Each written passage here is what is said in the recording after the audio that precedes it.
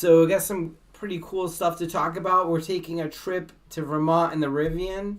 Um, I'm not going. yeah, No. you're not going today. Just me and Jessica and Brandy. Um, and I'm charging up to 100% now, but we're gonna try a new Rivian Adventure Network in Vermont. They installed a new charger in Brattleboro, so I'm gonna try that one.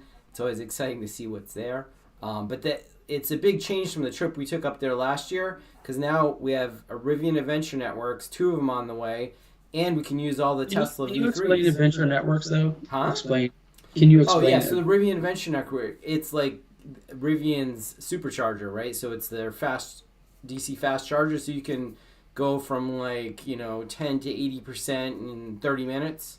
Um, so yeah, you can add 100, you can add 150 miles in like under 30 minutes, I would say. Um, Nice. That's so cool. they're not nearly as much deployed as the superchargers made. There's 100 Adventure Network locations so far. Yeah. Maybe a little more now, maybe close to 150.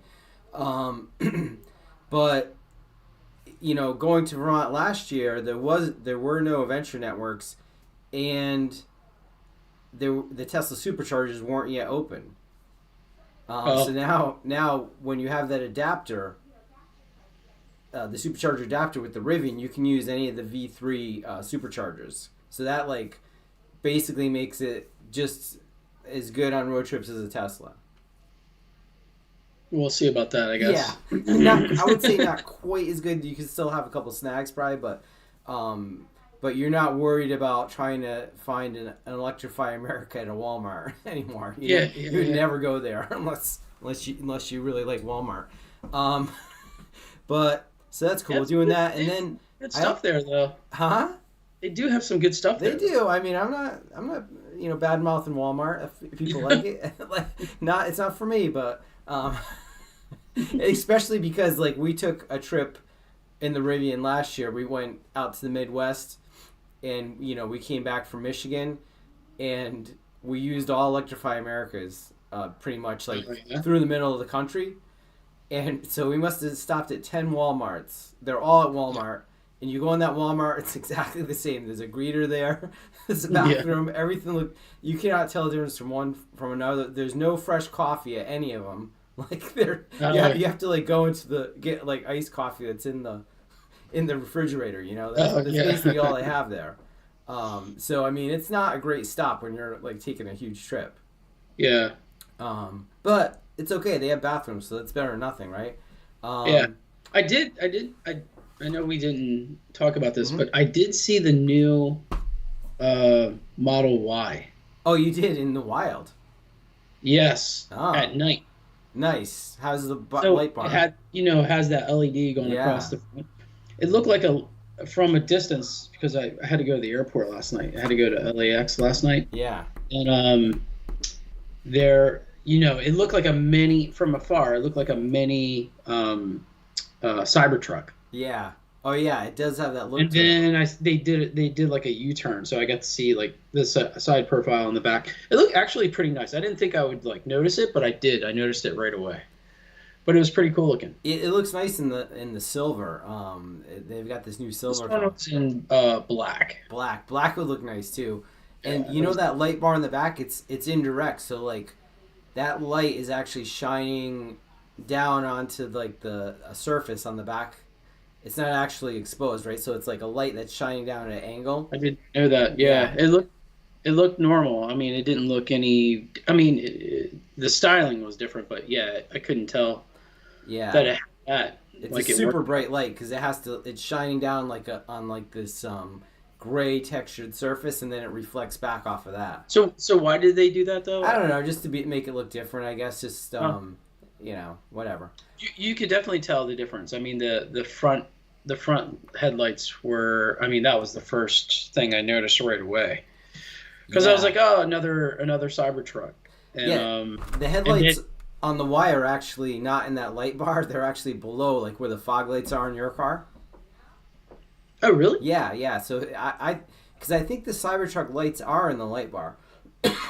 But Yeah, they're up higher. yeah, They're they're up definitely. higher, and the Y, the headlights are down lower, and they said, I just watched some of their production videos, and they said they put them down lower, but they're still high enough to meet all the standards, basically. Yeah, yeah. Um, Yeah, so when I saw it, I was like, oh, that's interesting because it was just smaller, and I was thinking Cybertruck, but then they did a U-turn. I was like, oh, that's not a Cybertruck, that's a Model Y. So that it was kind of cool looking. I didn't think I would really notice it, but they're gonna sell a ton of them. It's gonna be like the largest selling vehicle, I think. Again, we'll see. right. We'll see. Politics, out of the way, it's gonna sell a lot. So yeah, a couple more things. Oh, so I also did a 4-year review on the C8 Corvette on my channel. I'll put a link to that. Yeah. That's getting a lot of views. So I just talked about my experience in 4 years, what I had to fix, what the maintenance costs were, and I'll give you a hint: nothing. I didn't have to fix anything, but there are some. I haven't heard you say anything about the car in regards to getting it fixed or anything. Yeah. Minor maintenance stuff. Just and that's minor about maintenance, oil changes. The dual clutch transmission requires a little extra maintenance. Pretty expensive filter change and fluid change every 8,000 miles or something like that. Yeah. How many miles are on that car then? I've got 9,000 miles in 4 years, so not a lot of miles, but I drive it almost every day. Yeah. What, to get coffee? Yeah, you get coffee, go to the gym, go to the supermarket. So it's not like I leave it sit in the garage. I drive it every day, so if there were any problems, I would definitely experience them. Have you driven it in the snow? No. I did not even try. Although I could. It's got the same all season tires, the Michelin Pilot Sport all seasons, that I have on the Tesla that I've driven in the snow all winter. And it's all wheel drive too, right? The Tesla is the Rivian. I mean, the C8 is not. Why was I thinking that was all wheel drive? Only the E-Ray is all wheel drive. The electric hybrid one has an electric motor on the front axle. All the other Corvettes, even the 01, they're rear wheel drive. No, I knew they were all rear wheel, but I thought the newer model was an all wheel drive now. But maybe I'm thinking of the E-Ray. Yeah, the E-Ray. Okay. Which it's kind of cool, but I'm not into hybrids. I think you should go all in electric or keep it gas, right? But I thought that E-Ray was faster. It is slightly fast. It's definitely faster than the base, the base Stingray for sure. It's also twice as expensive. It's almost double the cost. So that for me, that's not a great bang for the buck. Yeah. And the Z06 is also, at least twice as much. And the Z06 is actually slower 0 to 60 than the base because, that high revving motor doesn't have a lot of torque. Right. Faster in the quarter mile and tracks and all that. But yeah, for me, it's not. I'm not paying more for less. That's not how it works. But yeah, so take a look at that review if you want. And then back into the networking stuff. So Xfinity is launching enhanced speed in some markets. So this is interesting. I made a video about my internet connection. I have a 2.5 gig cable modem. I'm using the EnGenius ESG 620 2.5 gig gateway. Copper. Yeah, You're copper. using copper side, right? Yeah. Yeah, copper into the gateway 2.5 gig, and then all 2.5 gig switches and Wi-Fi 7 access points, ECW 536, Ruckus R770. So what is the? I should know this, but what is the port on the Ruckus unit? I think it's 5 gig. It's 5. I think it's got 5 gig port. It's got dual ports. I think one's 5 gig. The other one may only be 1 gig. That sounds about right. Yeah, and that's pretty sufficient. But the ECW 536 is dual 10 gig ports, right? That's like crazy. So anyway, the speeds I'm getting now are about 1.4 gig down and 40 meg up. Only 40 meg up, right? So that stinks. I mean, it's still super fast for most things people are going to do, right? Is downloading. Streaming video, downloading. We're doing a podcast like this or Skyping or whatever. That's where you're using the upload speeds, right? Uploading videos for YouTube. things like that are using the upload speed. You're sending attachments, in emails. Like that could take a little bit longer to upload, right? Right. Um, so Xfinity is rolling out this enhanced speed really to combat fiber. Fiber is symmetrical 1 gig in most cases, right? And you were saying in your area you have options for 5 gig now. Yeah, there's options for 500 meg, 1 gig, 2 gig, and 5 gig. Okay. So here I think I only have an option for the 1.4 down. But if we look at this Reddit post, they're talking about like what you have to do to get access to these enhanced speeds, and then you'll get up to 200 meg up. Now you have to have a special modem. Now I was gonna get an Aris modem, like one of these G34s. Yeah.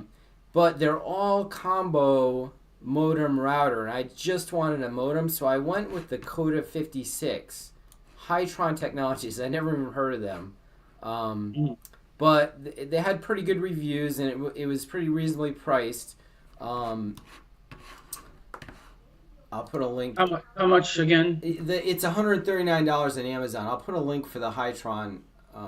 It's the Coda 56 that you have to get for enhanced speed. And then it's in certain markets, and Connecticut's one of them. So basically, I ordered one of these, and I'm going to test these enhanced speeds. So next time we can talk about that. But it's pretty interesting because I made that other video, talking about the download speeds and the Wi-Fi 7 speeds and all that. And one of my followers said, hey, you can get enhanced speed possibly in your market. So I started looking into it, and I ordered that modem. So yeah, if you're paying for these higher tier Xfinity plans with 1 gig or more, look into upgrading your modem, and I'll post about my experience to see like what you have to do. Some have said you just have to install the modem, and you'll automatically get the speed.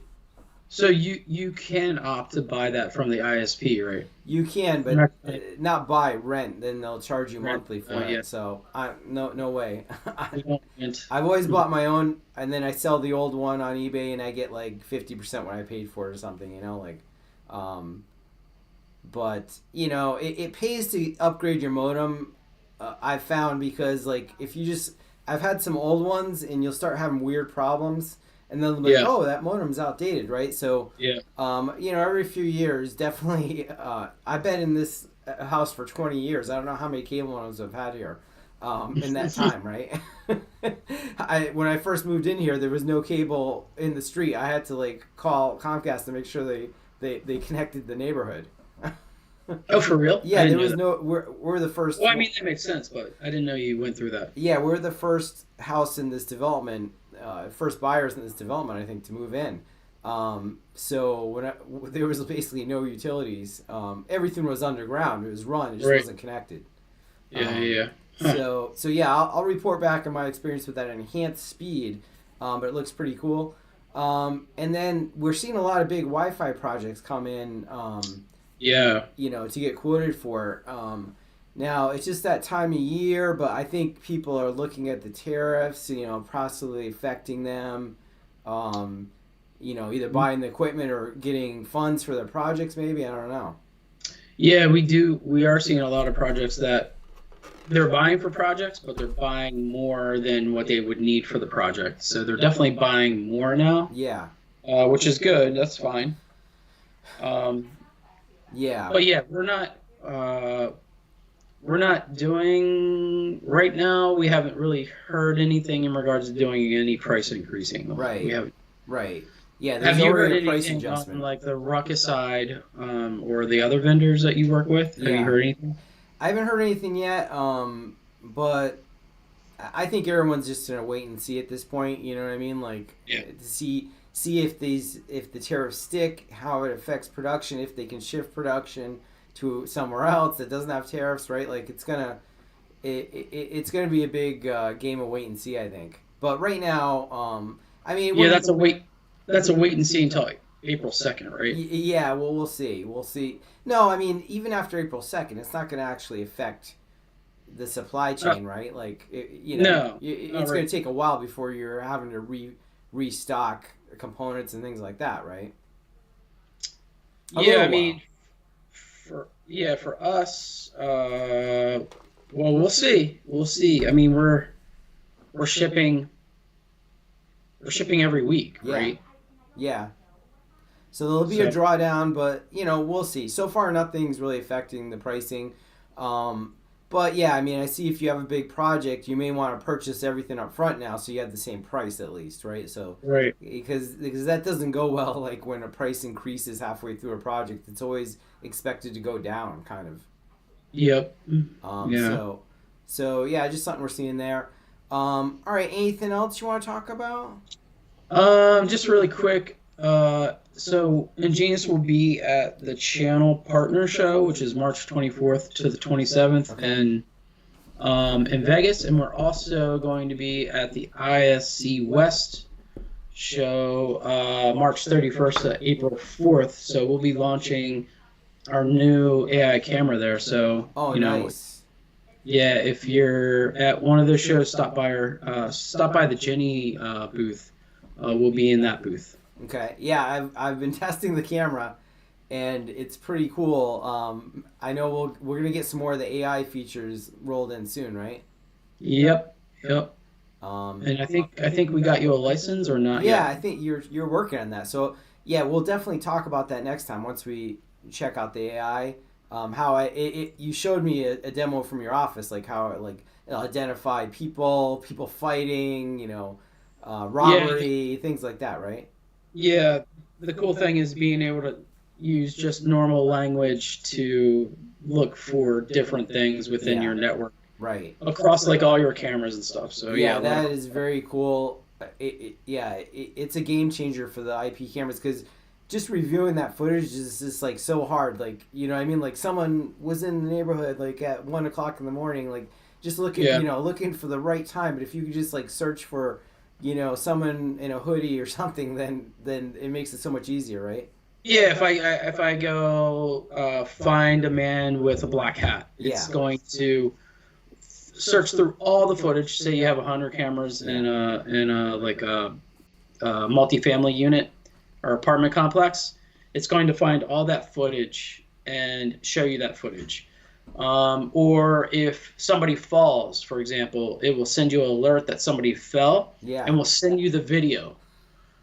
And then That's you can good. forward that video to whoever, right? Yeah. So there's so many things that you can do with this system. Very So cool. So yeah, we'll talk more about that soon as we get to review that. And there is still a promotion this month on the Wi-Fi 7 ECW 220 ECW 220 Wi-Fi 6.